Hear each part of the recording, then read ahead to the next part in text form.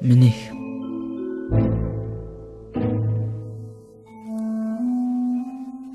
суваа үсгэх хүмүүс дунд зүгтан би хүлээж зогсов. Орж ирсэн тэр л янзаараа гарч яваагаа л мэдж байв. Тэр өөрхнийг нь бүүмд хэлэх байтугай таагч хүн байсангүй. Дөхөх тусам үнэн үгэлэгдэж нэхэх үрд ороосон ургадаг аж. Хажууд мөн зогсох айлгуурын багш өгөрсөн бугуунаас мөн цагаан болтлоо. Харин араас үглэх худалдаач өгсөн мөнгөө өрөөсөн булаалаа. Огт танихгүй хараагүй охин ойртож ирээд нүдийг нь нухчих. Оронд нэцгийн минь өгсний буцаасан ч олон хүн хөлсөндөө хуваачглаа.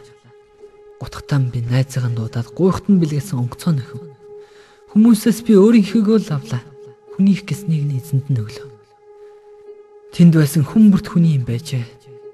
Тэдний юмнаас ч мөн бусдын халаасанд байж. Хаалга гатал тулж ирсэн байв. Харамсалтай нь бүгд нүцгэн оров.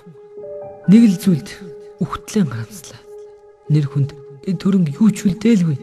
Хувцсыг минь тайлсан шиг. Хувь хүнийг минь аваад үлдчихгүй дээ.